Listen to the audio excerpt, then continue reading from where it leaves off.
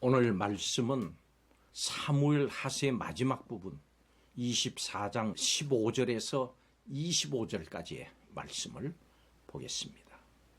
오늘 말씀에는 7년의 기근, 그리고 3개월 도피, 또 3일 동안의 전염병 중에 하나를 선택하라고 하는 하나님의 말씀에 따라서 다윗은 3일 동안의 전염병을 선택을 했고, 여호와 하나님께서는 이스라엘 온 땅에 사흘 동안 전염병이 임하게 하셨습니다. 그 재앙으로 인해서 7만 명이나 되는 사람들이 죽었고, 이에 여호와께서 예루살렘을 치려고 하는 천사를 막으셨습니다. 백성을 멸하던 천사가 여부수 사람 아라우나의 타작마당 곁에 선 모습을 본 다윗은 자신의 죄를 고백하면서 이스라엘 백성에게는 죄가 없음을 솔직하게 인정합니다. 그들의 죄가 아니라 다윗은 내 죄입니다, 이렇게 고백하는 것입니다. 그날 예언자 갓은 여호와 하나님의 명령을 따라서 다윗을 찾아가서 아라우나의 타작마당에서 여호와 하나님께 제단을 쌓을 것을 권고합니다. 이에 다윗은 갓의 권고를 따라서 아라우나의 타작마당을 향해서 나갑니다. 다윗과 그의 부하들이 자신의 타작마당으로 들어오는 것을 본 아라우나는 땅에 엎드려서 다윗을 맞이하면서 무슨 일로 자신을 찾아왔는지를 묻습니다. 다윗은 재앙을 멈추게 하려고 그의 타작마당에서 여호와 하나님을 위한 제단을 쌓을 것이라고 밝혔습니다. 아라우나는 자신의 타작마당과 그리고 소와 나무를 무료로 마음대로 사용해서 여호와께 제단도 쌓고 번제도 드리라고 말했습니다. 그렇지만 다윗은 결코 그렇게 할 수 없다, 무료로 할 수 없다, 그렇게 하면서 은 50세겔의 타작마당과 소를 아리우나에게서 삽니다. 그리고 나서 그는 바로 그 자리에 여호와 하나님을 위한 제단을 쌓았고, 그 제단에서 번제와 화목제를 드렸습니다. 여호와 하나님께서는 백성을 위한 다윗의 그 간절한 기도를 들으시고 그 땅에 보내신 재앙을 그치게 하셨습니다. 여러분, 집행이 임박한 칼이 죄수의 목에 놓여 있다고 생각해 봅시다.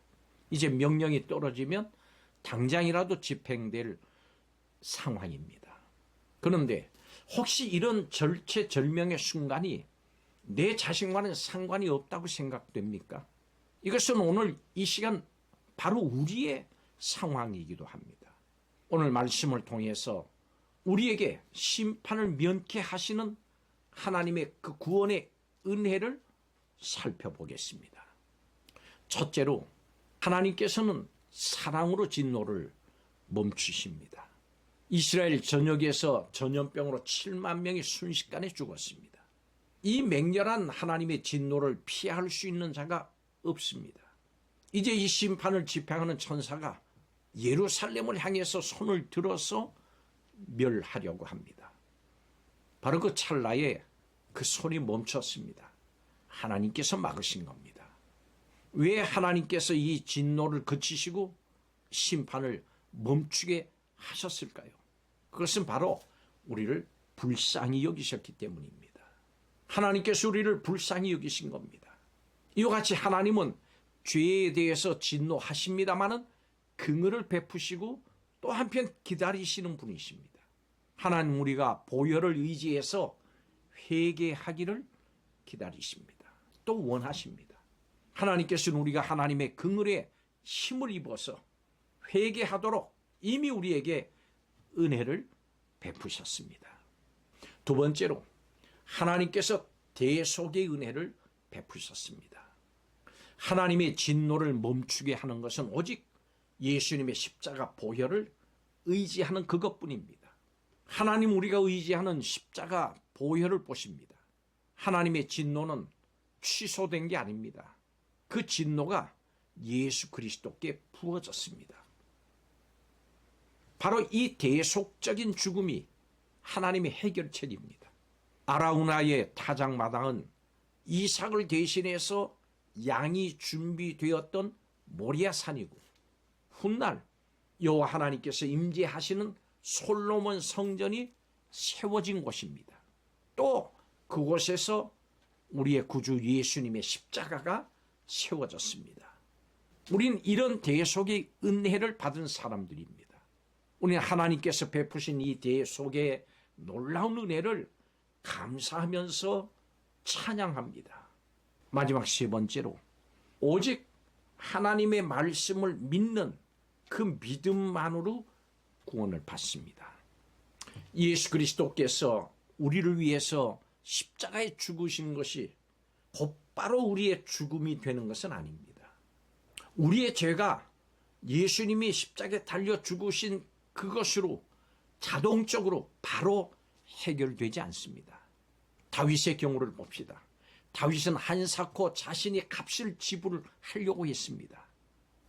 다윗의 죄이기 때문에 다윗이 값을 지불해야 됐습니다. 아라우나가 대신 지불할 수 없었습니다. 그렇다면 예수님의 죽음이 어떻게 내 죽음이 될 수 있습니까? 어떻게 그 죽음에 우리가 참여할 수 있습니까? 로마서 6장 3절은 이 질문에 대해서 명쾌하게 답을 줍니다. 즉 이렇게 말씀합니다. 물은 예수 그리스도와 합하여 세례 받은 우리는 그의 죽으심과 합하여 세례 받은 줄을 알지 못하느냐? 그렇습니다. 세례는 예수 그리스도의 죽음에 우리가 참여하는 겁니다. 그 말씀을 믿고 세례 받음으로 예수 그리스도의 죽음에 동참하는 겁니다. 예수 그리스도의 죽음에 참여한 사람들은 예수 그리스도의 부활에도 함께 참여할 수 있다고 로마서 6장은 말씀합니다. 여러분, 이것이 바로 하나님의 은혜입니다.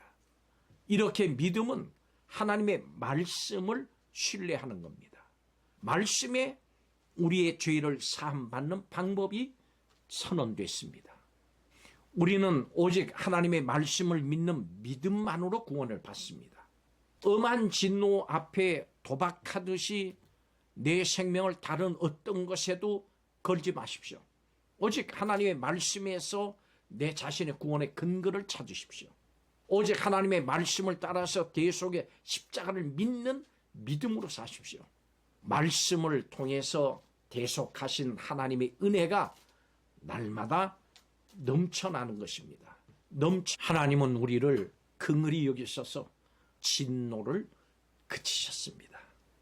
하나님은 예수 그리스도를 보내셔서 우리의 죄를 대속하셨습니다. 하나님은 오직 믿음으로 세례 받음으로 우리가 예수 그리스도의 죽음에 참여하게 하셨습니다.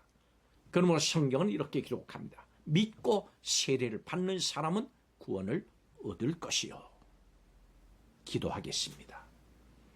하나님께서 우리를 불쌍히 여겨주셔서 예수 그리스도의 십자가로 우리의 모든 죄를 대속하시고 하나님의 진노에서 벗어나 구원 얻게 하셨음을 감사드립니다.